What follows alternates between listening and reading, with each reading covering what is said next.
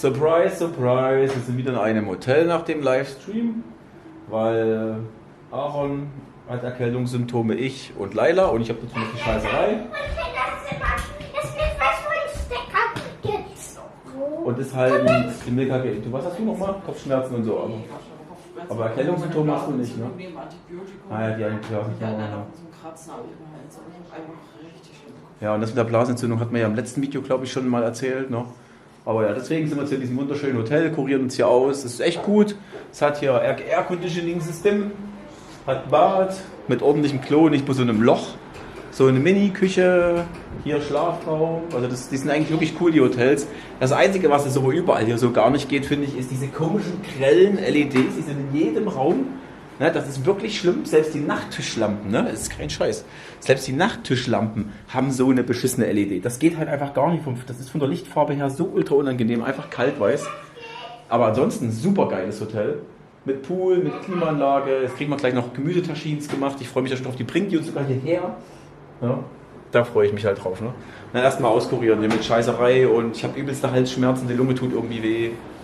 Keine Ahnung, dasselbe, was Jasmina hatte, kriegen wir jetzt ja auch noch. Müssen wir erstmal auskurieren. Deswegen, Freunde, wir sehen uns wahrscheinlich ab und zu, wenn wir was filmen, erst so richtig wieder, wenn wir weiterfahren. Unser Essen ist gerade gekommen, das sieht gut aus. Hier gibt es erstmal schön lecker Salat. Da ist diese Gemüsetaschine, die ist so mega lecker. Ich freue mich schon, wenn wir die dann selber zu Hause machen können. Und das obligatorische Brot. Sagt der Kinder, sieht gut aus, oder? Ja, mega lecker. So, wir sind jetzt hier immer noch im Hotel. Ich hatte gerade eine Niesattacke. Jetzt hat es mich richtig weggelettert. Und ja, das wird wohl noch eine Weile dauern, bis das wieder in Ordnung ist. Wir melden uns dann wieder. So, nach Tagen geht es mir jetzt und sonst so allen besser. Jasmina hüstelt noch ein bisschen vor sich hin. Mr. Burns, der hat ganz schön, also der hustet, bei ihm hört man, dass er noch hier am Röcheln ist. Also der hat auch noch Schleim im Hals und so, aber der macht einen ganz guten Eindruck. So. Und wir waren jetzt irgendwie 3 Tage oder so und jetzt denke ich, fahren wir weiter, das geht ja auch ins Geld. Ne? Also wenn du, was weiß ich, 5, 6 Tage bleibst, zahlst du mit allem 800, 900 Euro oder so. Das ist schon ganz schön heftig. Aber dafür war es wirklich ein sehr, sehr schönes Hotel. Und die Klimaanlage hat einen hervorragenden Job gemacht. Bisschen laut das Ding, aber ansonsten gut. Und Mr. Burns, was sagst du dazu? Bist du wieder in der Lage zu fahren? Hä? Du musst nämlich das Auto fahren, ne? Du kleines, dickes Ding, du musst heute Auto fahren. Hä? Ja? Du bin diese Bläde. Hier gibt es jetzt nochmal für alle ein leckeres Frühstück. Wir haben jeden Morgen ein tolles Frühstück bekommen und haben uns Abendessen bestellt. Und ich bin mal gespannt, was die Hotelrechnung dann ausmacht. 4 Tage waren wir hier oder so, ne? Mhm. Das wird bestimmt nicht billig. Wollen wir noch auslosen, wer die zahlt? Wie willst du das abarbeiten? So, Milka hat gerade bezahlt. Und was haben wir für den ganzen Quatsch jetzt bezahlt? Na, einmal 170 Euro und einmal 365 Euro. Wie viel macht das? Irgendwas um die 600. Wie viele Tage waren das? 3, 4, 550, 60. Wie viele Tage waren das nochmal? 4. Geht eigentlich. Mit Roomservice und Essen. Da ist alles dabei.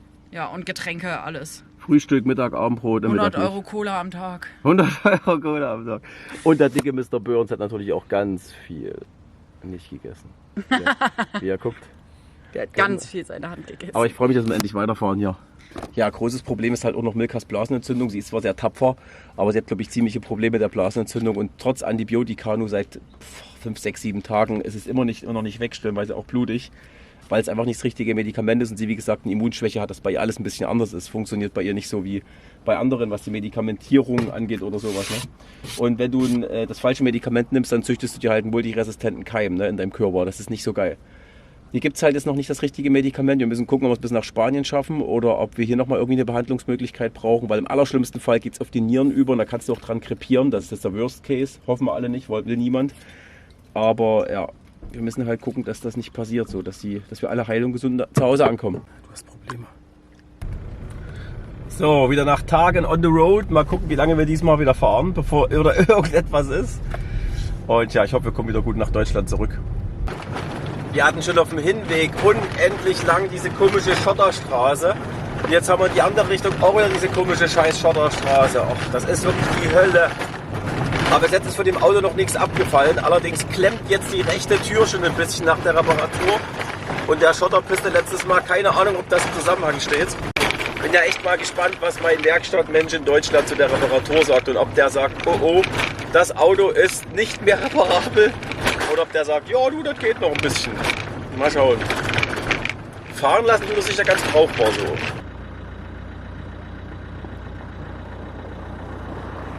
Da kommt der angebrezelt, Caddy. Endlich wieder ordentliche Straßen. Sehr gut. Naja, hauptsächlich werden wir jetzt Autobahn zurückfahren. Mal gucken, was die kostet.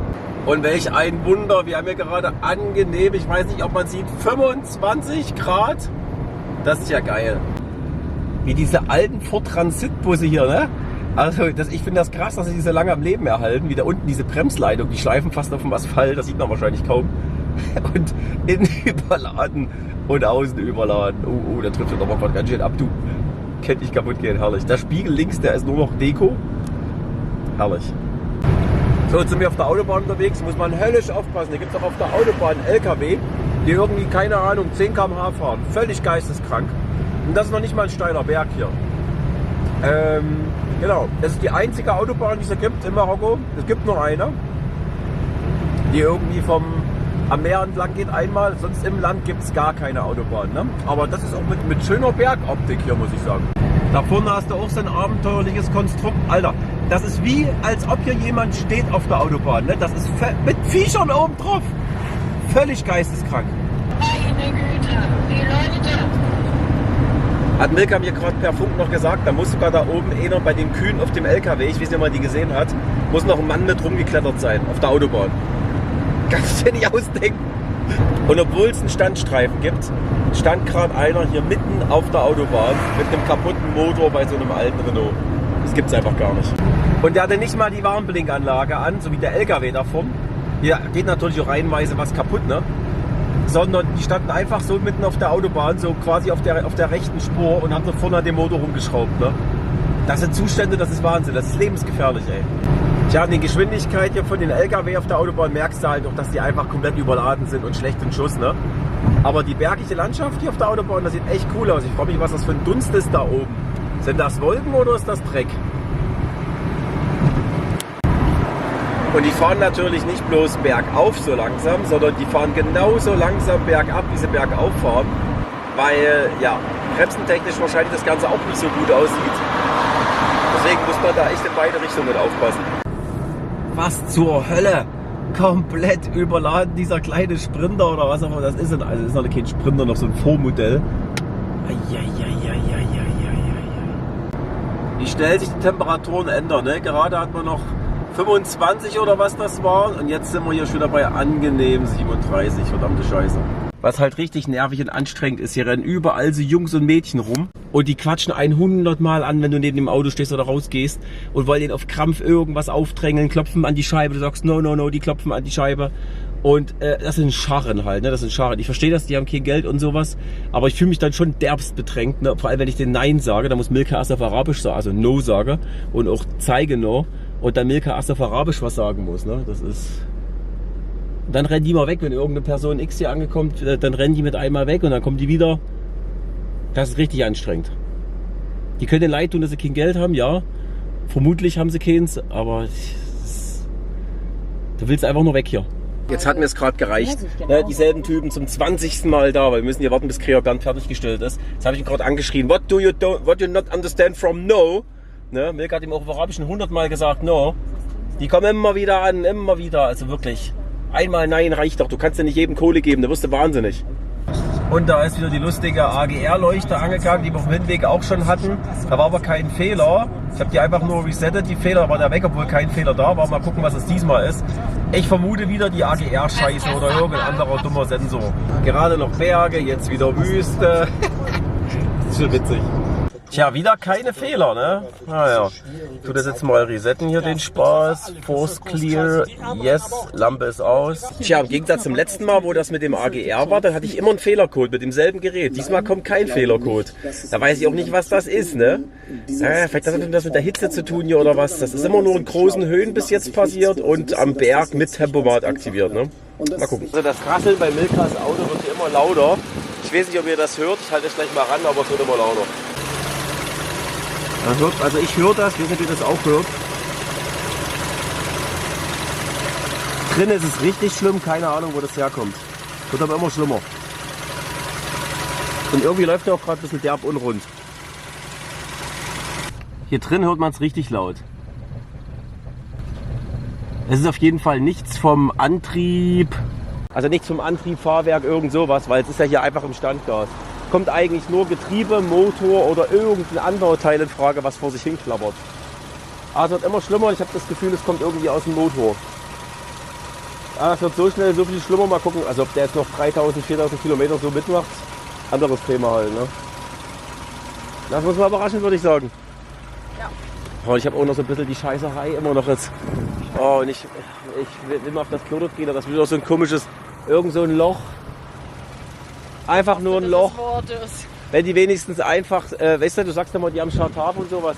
Wenn die dort eine Po-Dusche hätten, wäre das ja super. Aber einfach nur so ein Wasserhahn mit so einem Eimer, du kannst dir einfach damit den Arsch nicht ordentlich sauber machen. Das ist schlechter als Klopapier. Und danach riechst du von oben bis unten nach Jaure. Das ist richtig zum Kotzen, die Toilettensituation. Im Hotel war es ja super. Das Einzige, ich gehe jetzt mal mit euch auf Toilette, mal gucken, wie die aussehen. Und dann seht ihr das auch mal, falls es wieder so ein Loch ist. Das einzig Gute ist, dass man das Geräusch bei Milka von außen lauter hört als von innen.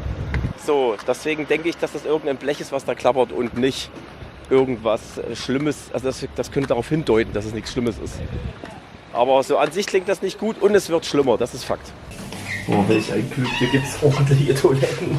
Sehr kreatives Waschbecken, gefällt mir. Bin gespannt, ob der Fehler jetzt nochmal auftritt. Letztes Mal habe ich den vor 3000 Kilometer gelöscht. Ich denke, das waren selber Fehler aus einer ähnlichen Situation aufgetreten. Berghoch, bei viel Hitze. Ne? Es deutet aber schon auf AGR auch hin, weil er dann in einem hohen Gang bei einer niedrigen Drehzahl, bei einer hohen Last fährt und dann das AGR-Teil geöffnet ist. Und wenn da wirklich irgendwo was im Weg nicht mehr in Ordnung ist und die Drücke nicht mehr passen in dem System, dann kommt dieser Fehler. Ich denke, das hat was damit zu tun. Und ja, mal schauen. Da muss noch mal eine Schelle nachgezogen werden und vielleicht lasse ich auch gleich dieses komische Sieb noch mal austauschen. Bei mir war ja eigentlich nur ein 5-Euro-Artikel schuld, dass bei 120.000 der AGR-Fehler kam. Die ganzen mechanischen Teile und die Ventile, die ganzen elektronischen Teile, war alles in Ordnung. Das war einfach nur das Sieb, was zugesetzt war und deswegen war der Druck in dem Rohrsystem zu niedrig und deswegen hat er einfach diesen Fehler ausgespuckt. So, ne? Ich merke halt jetzt erst beim Autofahren, dass ich noch ganz weit weg bin von gesund. Ich habe immer beim Hin- und Hergucken so einen leichten Drehschwindel. Das habe ich immer, wenn ich so ein bisschen erkältet bin. Und ja, diesmal war die Erkältung schon ein bisschen heftiger, aber es war der erste Tag, die Nacht ging bis dann besser. Da habe ich schon gesagt, okay, dann lass uns fahren, weil am Ende sind sie alle wegen mir dann nur da rumgehangen. Aber jetzt beim Fahren merke ich, dass das eigentlich keine gute Idee war. Ne? Oh, scheiße, jetzt hat er mich von oben bis unten einmal komplett voll geguckt. Und die Hitze, also im Hotel war mehr klimatisiert, die Hitze ist dann nochmal so ein extra Ding on the top oben drauf. Am Tag kannst du einfach hier nicht draußen irgendwo rumsitzen. Du hast ja 35 bis 40 Grad, da kriegst du einfach eine Macke. Du hoffst dann einfach nur, dass es dunkel wird. Ne? Also das ist wirklich das größte Problem, diese Hitze. Das wusste man, wie gesagt, auch vor, dass es warm wird. Jetzt sieht man halt im Praxiseinsatz, wie es dann wirklich ist. Und ja. So was Undankbares. Gerade wenn du dann halt noch irgendwie ein anderes Handicap hast, dann ist das halt echt richtig, richtig scheiße. Ich bin nur wirklich froh, wenn wir nach 3 Wochen aus dieser Hitze wieder raus sind. Wobei Spanien, Frankreich, Deutschland sieht es ja gerade auch nicht so viel besser aus. Aber das sind die Nachttemperaturen wenigstens nicht ganz so hoch. Das Schlimmste ist halt, wenn du dann am Tag dich schon mit der Hitze rumgeplackt hast und dann nachts nicht ordentlich schlafen kannst. Ne? Gerade fast den nächsten Unfall gehabt. Die fahren hier echt wie die Assis stellenweise. Das kannst du dir wirklich nicht ausdenken, selbst hier auf der Autobahn, ey. Nee. Ja, also wir haben jetzt gerade die Maut bezahlt hier. Da filme ich immer nichts bei den Mautstellen hier, weil die sind hier mit dem Film bei solchen öffentlichen, staatlichen Stellen. Das wollen die überhaupt gar nicht. Auch so beim Telekom-Laden, der eine staatliche Stelle ist, wollen die überhaupt nicht. Wir haben jetzt für 300 Kilometer Maut haben wir 16 Euro bezahlt, ne? Pro Fahrzeug. Das ist eigentlich okay, finde ich. Jetzt hat allerdings gerade so unsere ausländische Währung noch gereicht. Da kann man nicht per Karte bezahlen und die nehmen auch keine Euro an. Und ja, von daher haben wir Glück gehabt, dass es wirklich auf die RAM genau gepasst hat. Ansonsten hätten wir jetzt die Arschkarte gehabt. Der Verkehr ist schon eine Katastrophe und da vor uns sieht man noch wieder Leute auf der Ladefläche. Es ist unglaublich. Gott sei Dank ist es wieder abgekühlt. Ich hoffe, dass es bei unserem Campingplatz dann immer noch so kühl ist, weil da kann man bestimmt gut schlafen. Mal ja vorne an dem LKW, wie schief der hängt, sieht man den Zustand des Fahrzeugs. Du siehst ganz viele Fahrzeuge, wo Spur, Sturz, nichts mehr stimmt. Die Räder quasi sowas von schräg stehen, das kann alles nicht mehr in Ordnung sein. Die springen stellenweise, die Räder. Also die Fahrzeuge sind alle wirklich in einem ziemlich krass schlechten Zustand, ey, ne? Und die machen hier auch mehrere Spuren. Auf jetzt geht's gerade wieder, deswegen habe ich die Kamera mal in die Hand genommen. Das kannst du ja nicht die Kamera in die Hand nehmen, das ist so kreuzgefährlich. Und ja, also man muss hier wirklich einfach höllisch aufpassen, ne? Es gibt ja auch überall Warnschilder vor Pferdekarren und so, ne? Und das ist kein Witz. Die fahren hier wirklich noch richtig, die werden richtig ganz normal benutzt noch hier. Aber was für eine schöne Palme, oder? Mir fällt das schon gar nicht mehr auf, weil das jetzt im Standardstraßenbild gehört. Ne? Hier gibt es halt neben dem Huhn, was da frei rumläuft, sieht man ja nur Palmen. Ne? Man hat sich schon dran gewöhnt. Wir fahren ja gerade durch eine Stadt, also wir mussten gerade Geld abheben. Ich bin froh, wenn wir wieder raus sind. Das ist ein Gewusel, das kannst du dir einfach nicht ausdenken. Das sind schon sehr interessante Eindrücke hier. Mitten auf der Straße mit dem Maultier hier. Im Kreisverkehr fahren die alle rein, wie sie lustig sind. Hier hält keiner an, halt so, ne?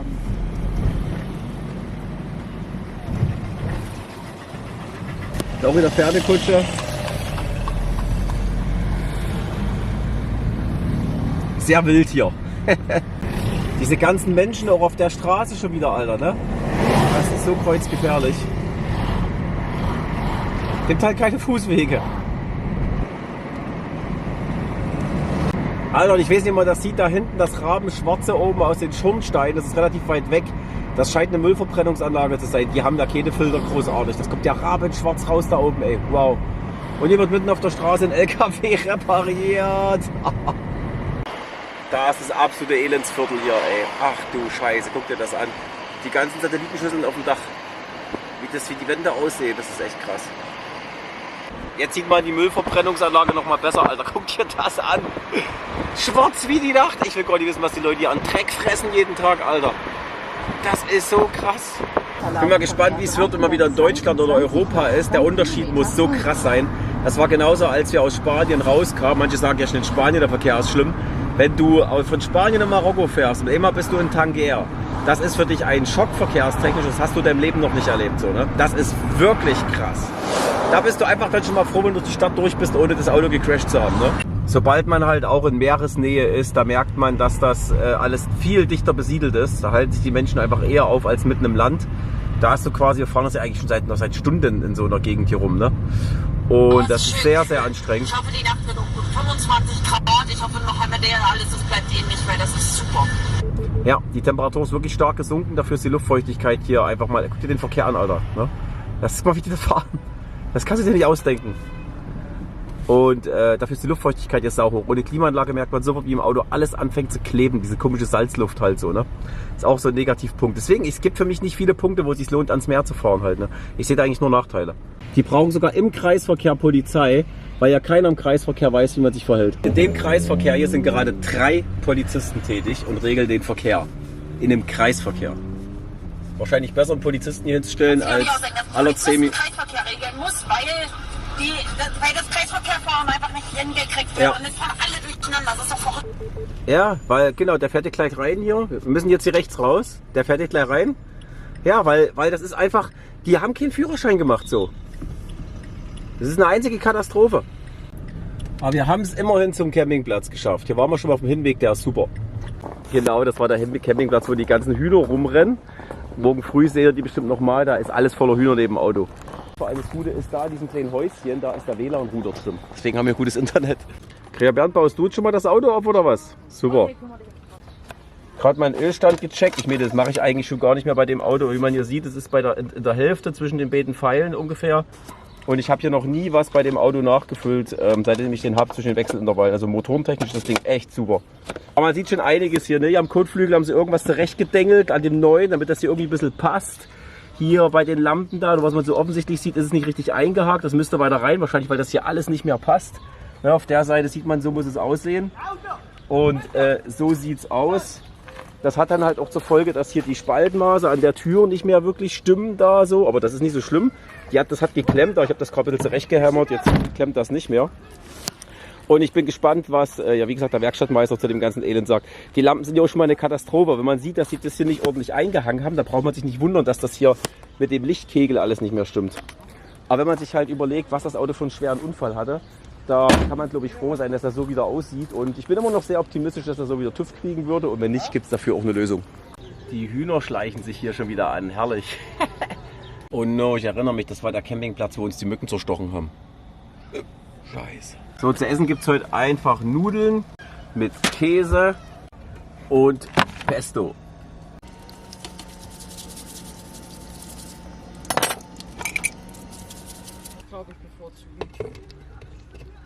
Oh, das sind ja beides Autobahn, das ist ja...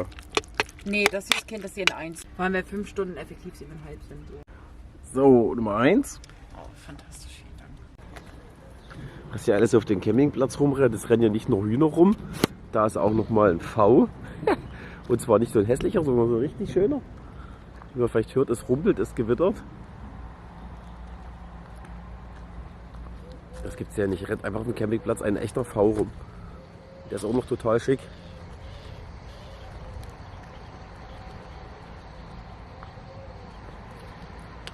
Na, du Schicker? Ansonsten war die Nacht mega beschissen, man sieht es mir vielleicht an. Es hat überhaupt keinen Spaß gemacht. Ich saß sowas habe ich noch nicht erlebt. An Penetrantheit, wie nennt man das? Keine Ahnung. Wir saßen direkt am Auto. So eine Horde Jugendliche, die gekifft haben. Die haben sich, hier standen ja die Kindersitze, die haben sich an die Kindersitze gelehnt, die haben sich an die Autos so gelehnt, gesessen hier rundherum, 8, 9, 10 Leute. Und haben hier richtig Lärm gemacht und alles. Man konnte überhaupt nicht schlafen. Bis wir da was gesagt haben, sind sie mal gegangen, kamen dann aber wieder. Richtig penetrant. Dann stand ja da gestern dieses komische Riesenwohnmobil. Die haben die ganze Nacht ein Notstromaggregat an ihrer Scheißkarre laufen lassen. Ne? Also so gut wie gar nicht geschlafen. Ne? Also da war nichts mit Erholen die Nacht. Leider. Naja. Weiterfahren und hoffen, dass der nächste Platz besser wird. Und die haben hier auch alles vollgemüllt. Ich meine, hier gibt es überall Mülleimer auf dem Campingplatz. Ne? Man muss ja überall dieses komische Kaugummipapier oder Kifferpapier oder was das ist hier hinschmeißen. Die haben sich vor allem einfach mal richtig in die Kindersitze reingesetzt. Also nicht nur dagegen gelehnt, sondern da reingesetzt. Ja, kann nicht wahr sein, ne? Und Mr. Burns hat die Nacht geschissen wie so ein Waldesel. Vom Hacken bis zum Nacken. Und dann ist man endlich eingeschlafen. Dann steht so ein dummer Hahn neben dem Auto und macht dort seine Morgenroutine. Da ist er, das Arschloch. Da schläft man endlich und dann kommst du um die Ecke. Das ist gar kein Hahn. Das ist auch bloß ein Huhn. Wo ist denn der Hahn, der so einen Lärm gemacht hat? Ich habe den gerade noch gesehen. Hier, wo ist denn der Kollege, der so einen Lärm gemacht hat? Weißt du das? Ich will dir mal ein Wörtchen erzählen. Da ist er. Stellt sich neben das Auto, früh um 5.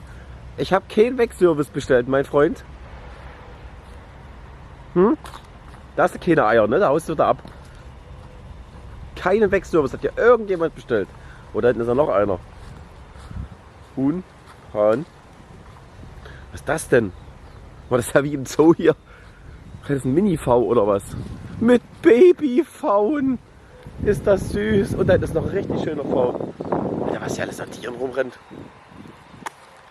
Das gibt's ja überhaupt nicht, ey. Guckt euch das an, ein V mit Babypfauen. Hey, was ist das denn? Hier ist noch eine Tierart gefunden auf dem Campingplatz. Die haben einen ganz bunten Kopf. Rebhühner oder was ist das? Chat, was ist das? Oh, will der mich angreifen? Oh, der hat aber ein ganz komisches Gesicht. Was ist das denn für ein unförmiges Gerät? Wie unförmiges Gerät? Das hat... Ich sag seitdem einfach so unförmiges Gerät, das wird der mich wahrscheinlich auch gedacht haben. Das hat man letztes Mal schon, die Hühners, die pirschen sich einfach ans Auto ran hier. Auch die ganz, ganz kleinen. Und suchen nach Essen. Die hat man jetzt mal gefüttert und Wasser hingestellt. Am beliebtesten war das Wasser, muss ich sagen. Weil bei den kleinsten da.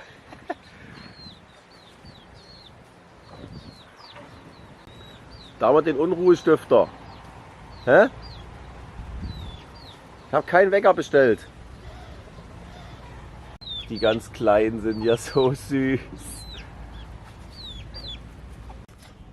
Ja, gute Kaffee wird das Elend richten. Ich und Mr. Burns sitzen hier gerade so schön und gucken ein Restaurationsvideo. Sehr entspannt zum frühen Morgen. Und da ist der kleine Mann einfach mal eingeschlafen. Liegt da wie so eine kleine Kugel und pennt. Wie so ein Opa im Schaukelstuhl. Süß, oder? Der kleine Sack.